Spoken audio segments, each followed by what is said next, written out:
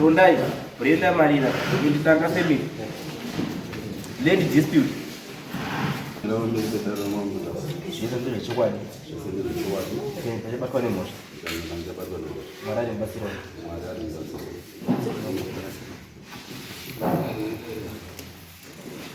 Sorry, yes. No, there is a redundant kind of Zamanu, Munda of Babong. Baboga, the Panamunda of Rossi, and Baboga, and about all things. Charity and Logi 2002. No, Bodrakapam. Pane Minda Ile, Yakagoyu of Bampu, while for Babam Nino Ganzano Garap, Wam, we looked our Boba. Was Babam Nino Garap, Baba, Wam. Pakafam Boy, Minda Ile, Yanga Goya 5. Yakapio Baba, 1, 5, Yakapio Lompu, Kumamindo. Babam Nino are chins, which is 11, Usarapakat. One was a road, one final cooking. Mundeo, only Buya Wapi.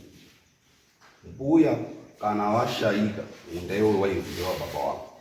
The good Babam Kuruanga Waka is meaning that Kwambu to go over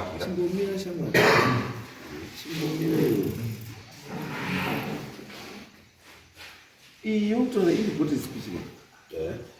I would do as the Ninam Nama. You know, come on, America. I watch it over Mama, watch it over It's worse. What about us, Hanak? Minderi po 11, ichi yaka gwewa pamoja. We are still 5, we are still 5. We are gazi muda uchazo, utawamu kwa kwe ukatakuya hapa. Nechi. And which means chili very clear, chili very open to everyone. And but chahaku should not need a man. Chakuti, Pakusta one year a succession after death. Chapter where you and a man of the middle. No, but I did. Mudara wachishai mbuya wafa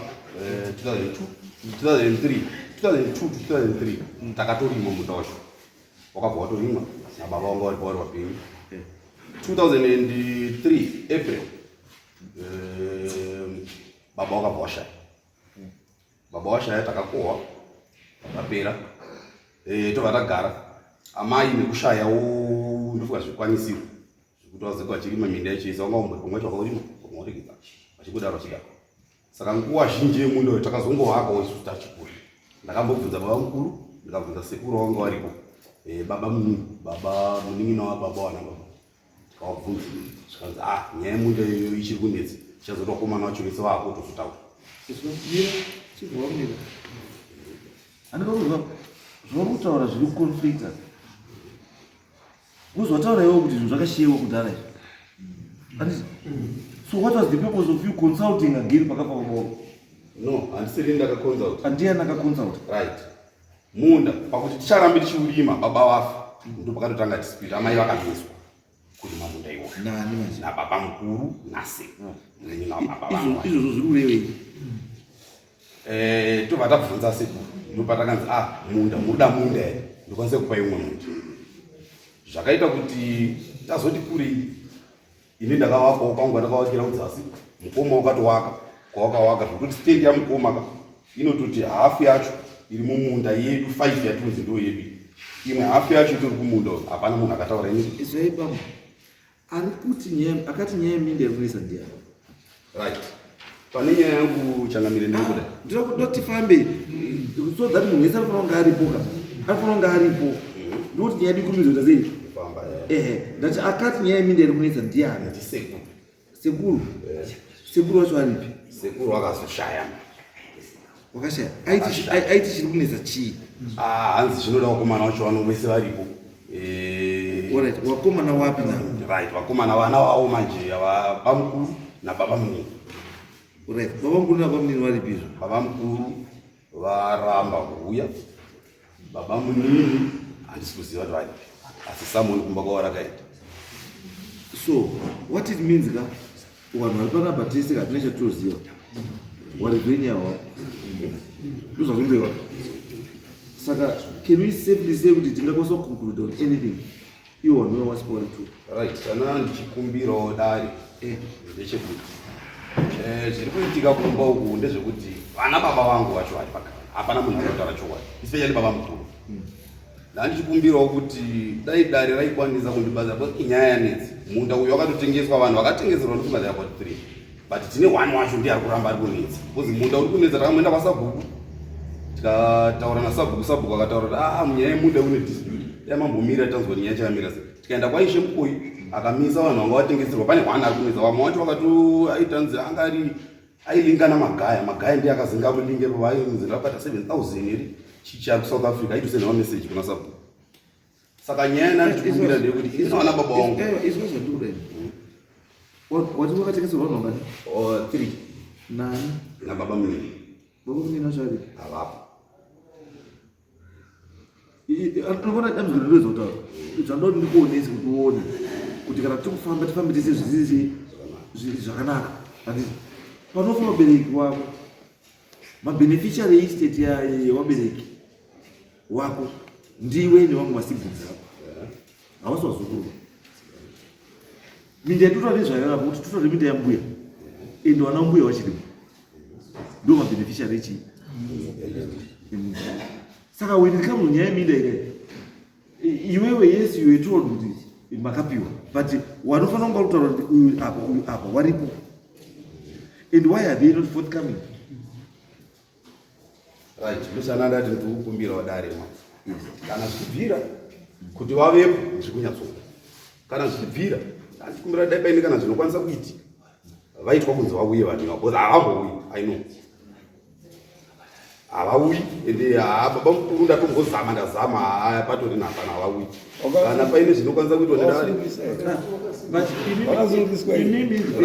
in the first place imimi wachonana baba munini munombowirirana zvakanyanyisa baba munini handina problem nawo to my surprise. Saka makambogara here pasi sefamily mombotsvaga domestic remedy right kuti sefamily baba munini baba mukuru apa neimimo mataurana madharaka yei kana pakakanganisika toka pagadzirisa sei apa toita sei apa toita sei apa toita sei. right I think reference iri sabhuku marira varipo takambodaidza ishe baba mukuru vakadaidzwa kadapa dare raishe ndosvika 2 times. The first time vakangosvika 2 minutes vakati anyaya dzinonetsa ndikuenda urufu vachikuenda kwaondi. The second time ndepakazotouya vekwadanga vakuda kutochera chibhorani ndikavamisa kuti aiwa minda iyi mukange makatonyatsotarisa zvazvakaita ini I don't think kuti baba vangu vakangotaurawo maybe asi vanga vasiri wrong mukangotarisa zvazvakaita minda iyi yakamira so pamukuru vakaramba futi vadaidzwa zvamuwedza kutaura isi kuona panowedza kuti ndikubatsire kuti uone panoutoone pazvo ndepekuti baba mukuru nababa munini handiti wauri kutaura nezvavo ndo wana wambuya nasekuru handiti me which means kuti ndo mabeneficiary estate yani yambuya nasekuru. Saka iwe the moment yauri kuuya iwewe uchiwakwesena about estate yababa wavo namai wavo they feel kuti iwewe wakuwaita sei wakuwaita vanhu vasina basa kana vanhu vasingazivi chinhu kana kuti they feel kuti iwewe maybe you are giving yourself too much power iyo waridzi waripo because unakanyayira you are not dealing nema cousin brother kana ma cousin sister in this issue you are dealing nana baba and right now wana wavo wakamira kumasaidi handiti unombozviimagine here kuti wana wavo pawarutanga kuuyawo panomira zvakanaka here kuti wana wavo pawarutanga kuti akuuyawo kobatsirana nababa nanamai inomira sei nyaya yacho? handisi kuramba changamira. Yes, chinhu chandaitira izvi ndoda kutriga something like minda iyi ikatanga kutengeswa hapana tiri kuti ndo mabeneficiary ikatanga kutengeswa izvi kuti minda yavo totengeswa saka isusu kana tazosara tichabenefita wakati minda yavo totengeswa imimi muruti haisutaura zvekuti wati imi makabhera minda 5 exactly pa 5 1 ndo wamuita problem pa5 takapiwa minda 5 baba mukuru sofa vane 8 baba munini kudzasi kwacho nahaisi beyond kungoenda nekuenda kuguma nerwisa 1 uyu wangosara urimo saka tikuti kana vakutengeswa kuti kazotedi zvinhu zvacho zvavafamba zvakanaka dare varafamba zvakanaka ubva uzonzi ndio tichazourikavha ere munda ukatengeswa. No, andakaona dambudziko rangu paritori. Ndasokuona ndabvunza question yekuti chii? Question yekuti pakagoyiwa zvinhu wakanga uripo here kana kuti akanga aripo ndiani? Because the fact yekuti right now baba mukuru akutoita on 8 portions. Umwe akutoita maportions asikatozikani. And wana wamachi my brothers wana wema original owners echi. And nyayatuwedza kuti wande kuti vanhu vari 2 hours. Why are they not leaving something for your father? Yes.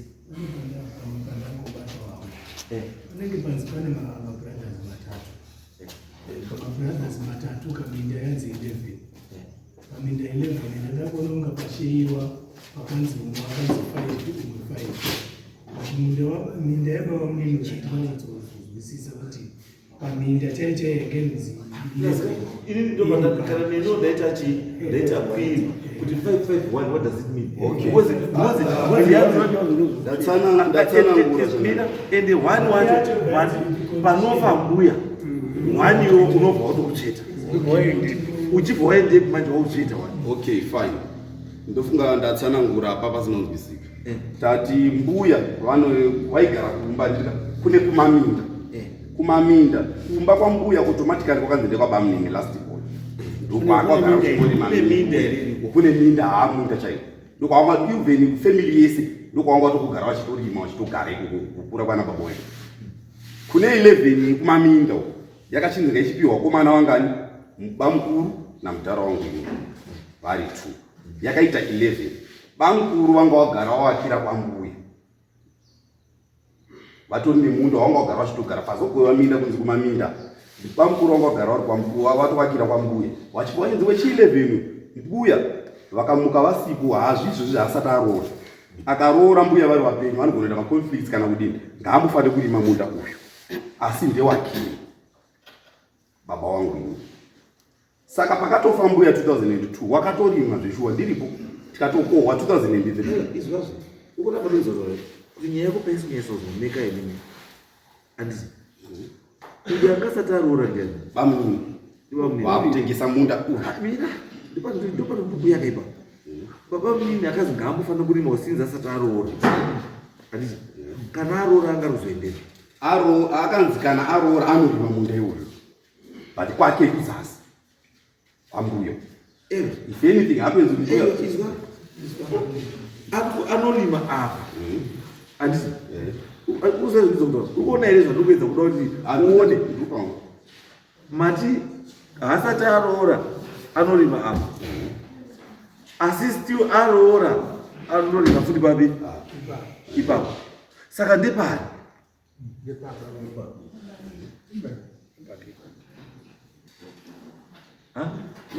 ndopani nyekewa saka ndepani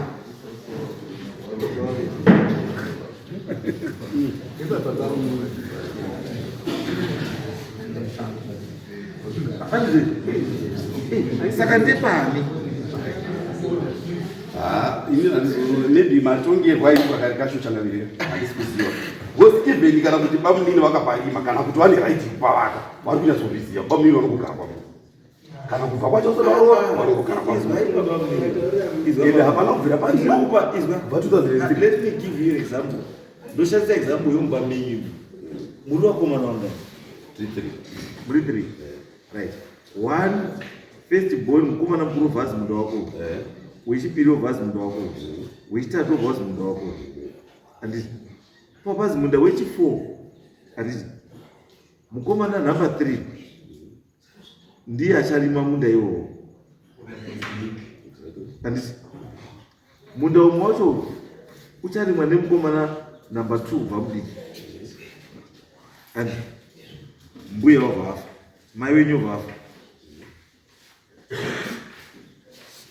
munda ururimwa nemukomana mudiki nesecond from last mudiki yaya inongeri yake saka zvafanira zvokutaura hazvisiri zvo changa okay wo Saka tikuti bamunini wakapuwa munda nditi uyu wawawo mbuya wafu saka taudi takufanira kutanga unogona kwambuya kuzi bamunini awasipo minda izi yawo ndeyambuya iye udzasi ndeyambuya tochidzika kugowana iye ndiri kuti inini mbuya wakagowa kare atikona kutaura kwaita wati mbuya akadii akagowa kare 5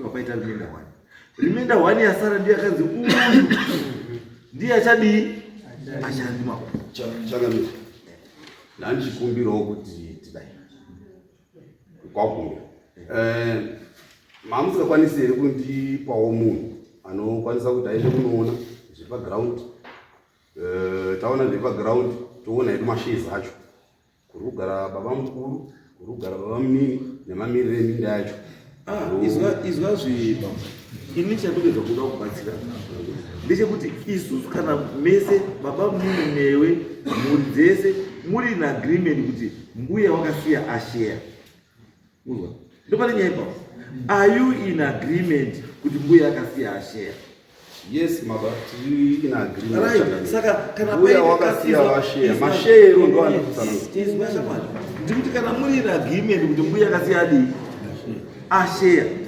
this court cannot revisit or change distribution yakasiyiwa yaitwa nambuya because handikweniko okay isusu chedu chendewaya kunomita kuti mafamilies akawirana kuti mbuya wakasiya ati zvakati apa handika isusu tokwanisa kubatsira to enforce zvakataurwa zvakagara zviripo but in this case it's a very different scenario altogether.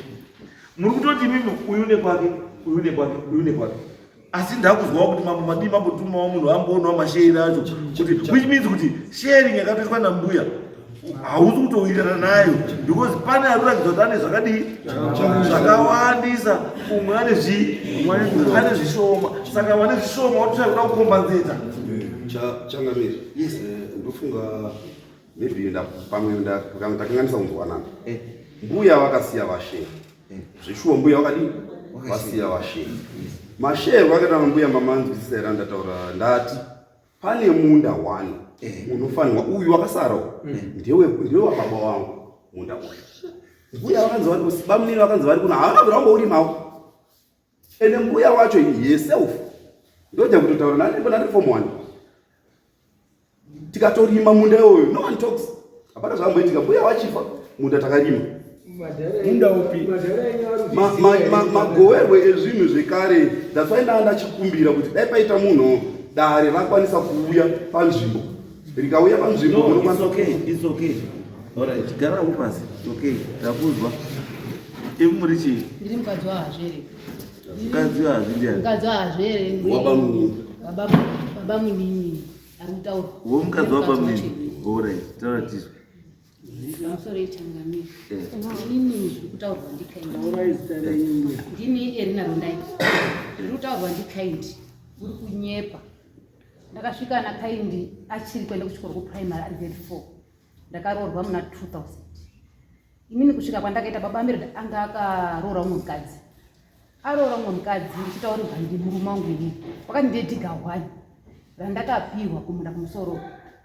zvikanzi ndikati mune dhiga 1 badzi zvikazi ini ndakazi ndogara namai ndosaka ndakapiwa dhiga irero kuti mai kana azofa ndionisara ipi kumbani kuti ndiri mukomana mudoko ndibva ndatogara mai akatotaura zvikazi dhiga rini futi ripi kumusoro zvarinatotaurwa nengi nemurume wangu munda wowo ndo ndakatangotorima ndichikutowe mumusha mai asati afa ndakasvika chipo achapinda zvari kutaura izvo nditozvishandiswa kuti zviri bvepi andinambotaura chimwe chinhu zvibva murondo ibva izvozvo kusvika izvozvizvi nditozvizwa mati manje uno chamutse bongozo zenyaya yekuti takapawo epadanga chii pekuti wawapo kuti atibatsire pakudini pekuti tiwakewo imba yekuti tione pekurara imba yangu yakadonha yakarohwa nemvura iri kutoerera saka chandakaita ine kutotaura kuti nditsvaka vanhu vanondibatsirawo kuti ndione pekudini pekurara nehwani ndobva tatoenda kwasabhuku anga aripo ndiri baba Petros akashaika murapira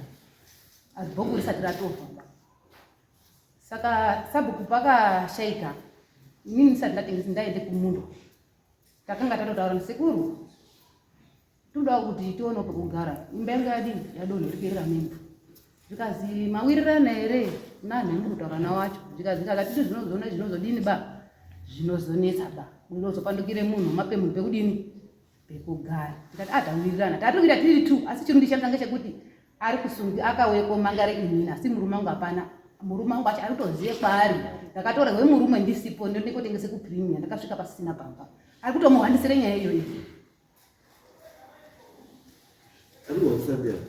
aiwa kumba kwao zvakaikomba kwao makanyorwa erina rundaira ko Brenda Marira mwana wangu ko hazviverengwi ndiwo baba murume wangu ana Marira munofana kuva muri mhuri yakwaMarira avarora vaka nyaya inoti iwewe versus varore inenge ichifamba sei. Ndachikumbiro namunzwa Changamire vachiti land ndevasiblings vana bamukuru nabamini ndo vasara zvowaridzi veland saka bamini vane right here yekutengesa land mukoma wavo vasingazivi ndo vanhu vasara neland yacho havana iveti land haitengeswi ndochekutanga ndii saka rake kutengesa does not exist. Saka vakadanga magatsi esavarikuita mainini ndeyekuti makawapa munda vari kuramba kubva here pamunda wawakapuwa just kungoti wakapuwa hapana hapo anything dzese nharo dzavari kuita nedzekuda kuti irowane kudini dzine dzekupiwa inzwai ndimbokubatsira ifi irapa ndeyekuti musainvolve third party nyaya dzemumusha menyu because panyaya yeownership yeland chekutanga chida kuestablishwa apa ownership yeland. Ownership yeland ndio ichazopa munhu the right to give or not to give. So as long as musati maestablisha kuti owner wechiri ichi ndiani zvimwe zvese zvinopedza kuomba munhu ndisawa Sorry, mambo. ndiani Inaitwa Kelvin Maria. Kelvin Maria. Mira pau chapupu. Pamusoro penyaya mundo kuto. Baba vedu vasati vagorera 2003. 2002 vari kugara vakatidaidza neminino. Vakomana ndisandaenda takagoyiwa miti. Munda uyo wechi3 uri kutorwa kuti uri pakati wacho ndewangu wakanzi unorimwa nabamuni only kana varoora uya vasati vadi vashaika vakanzi vanorima munda iwoyo kana varoora vasati varoora vanobva ngorima ikoko. What was the meaning of that statement? Wanorima munda iwo kana waroora. What's the meaning of that statement? munda yavo yakanzi iri kumba izvo handisati kuti timomireitwa nezvemunda that statement iyo wanorima munda uyu kana waroora uya vari vapenyu condition that's true even mawitness ari ndo pane saka nyaya dzinedzi munda uyu izvaita guys zvandoti ndikubatsirei I'm trying to assist you kuti budai nechinhu cheichi chinhu wana handiti it's either handiti if people messed up find a way handiti ndikuti mugadzise chii chimwe chanyanya kutunza because izwa zvemutaura zvese zvatikutaura ESA zvatikutaura tese ESA there is no document report rekuprova zvamutaura zviri correct. Saka if you go to a court of law isiri yedu by customary you won't win because it's your word against your word. Ndokubatsirei kuti muone zvatikuedza kutaura kuti pamwe pacho ka give and take so that you all benefit. And chinhu chiripo ichi alright munda taona maini zvamamaita it's okay toisolva sei and ngatisolve takadai yatodini matotora chi domestic remedy yamashandisa kuti parambe paine ukama Ana pepeni zvinhu zvifambe zvakadii zvakanaka. Rather than kutora stance yekuti let's fight. Tinakurwa.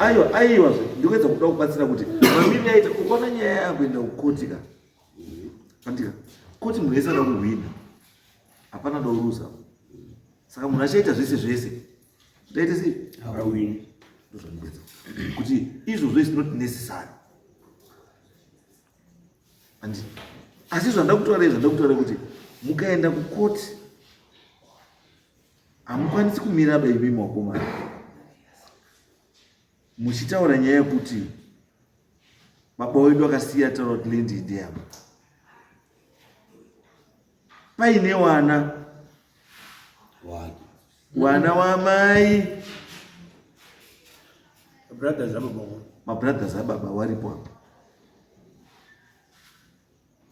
Because it will be your word against wana baba wari tuwa. Because wana baba wari tuwa waka ndio ma direct beneficiary estate iyoyi. Kwa wangu wakafa mimi. Baba wako ndio ndikutaura kuti baba wako ni hao wakomana rongani. They are entitled. Wari 2. Ndio wari 3 ndio ma direct beneficiary wari 3. And saka what you are actually doing is you are fighting for what is your father's, not yours. What difference is that? You are fighting for your father's share. That's why warume vari 2 ava vanofanira kunge vari chii waripo chokwadi chobuda pachena kuti guys are you aware zvekuti wanewana ndizvo here what yes kana kuti chii but ezve totengesa here kuti atitengesi ndiri kuti ava varume vairi vari 2 ava vanofanira kutitaurira kuti chaizvo chakamboitika pachii kuti iye sheya yako yoonayo here kuti iyangu yes yakoona here kuti yes yozi koye uyu woti uyu ndeiyo neiyo then nyadi yapachena because pamwe pacho kwazva kuti tinoenda kobata munhu ari kunamba 5 iye akatoprojuduswa wachi mari yake wakatobhadharwa mari yake munhu kuti adii awake anditi munhu akuda kuwaka anditi iwe wakauya kamuti hauwake apa anditi anotora chemwadi iwe handiwo ndakataura neiwe indotaure ndichi taura nemunhu uyo ndiyakandipa mupedzera nenyaya dzani dzenyu mozoya kupi mozoya kwandiri because iwe hauna right yekuenda kunoti kuna danga kana umwe wacho pati ndiani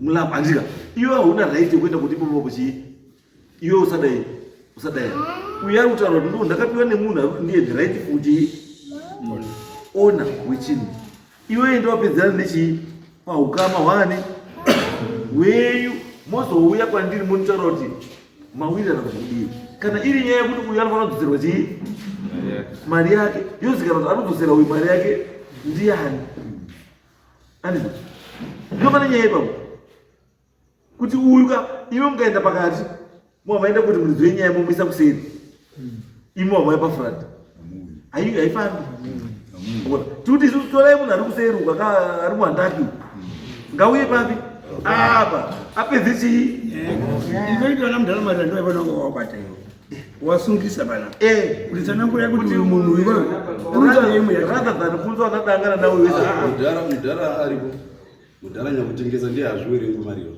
mazviwerengu wanovo isu tikuti wamwe wese ngawambobva apa chimbosungisa hazviverengwi nemukoma wake wari mouya iwewe ndawadzura wari 3 avo wese avasiya wari kuti inenge yakuita kuuya kumunda manje uchiona manje uya wakati apa kusvika apa ndepaningi apa kusvika apa ndepaningi munhu apa kusvika ndepaningi isusu sedari tautakadii takwasa kuwa because right now muchichiuyeka you are still arguing because hamutombozwa kuti mapega acho ari papa ngare pasi mbuya mupiswa saka ndokwanisa mbuya mune nyaya yenyu kuti nyaya yenyu mbuya kana nhasi chike manyeresa masamunhu wauya imi mbuya nyaya yenyu ndiuzairi kukupisa iyi ndeye kuti muri kuti wakomana waruziva kune murungu wenyu wezi murume asitogara kumba. Nyaya yacho yakatoitika chandiri kutaura kuti wari kuzviziva iyi anhu akauyeku wake makore August.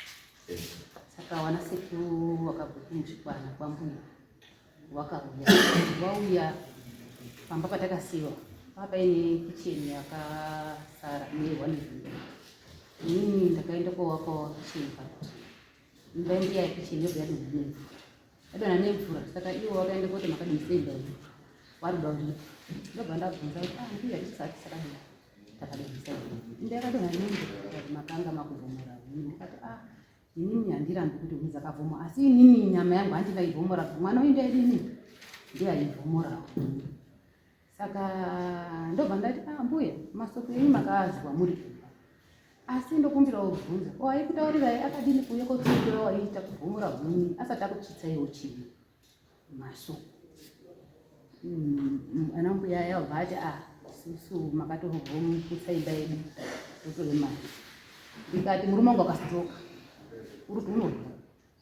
Saka ndabva ndati alright zvinhu zvakafanira mwana wedu urikuda kubvisa mari acho ndiyani iye mwana unombona kurwara muroda kuti inini mari yandiri kushanda kuti ndiriitirowana ndimupe inini handisi hangu ndakazviita panyama yangu inini hangu handisodini ba handizozvikwanisa.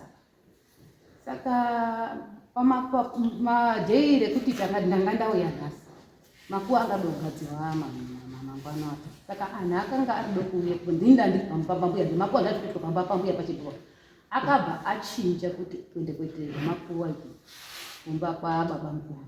Inini ndabva ndati inini handisi kushatoenda bakui zvemakuwa inini ndokuti ndatouya ndichiti zvide kuiti wakai panapa kurazima kundirwisa nyaya ndisi kudini bani kuti anga kutonditi zvinoti nyaya ndisirini bandini ndakazviita nekuti inini muri kuona ndini ndiudahira zvikazi uri kuita ngekuti uda kuitira mumba mako iwo ndikati yeho ndozviziva kuti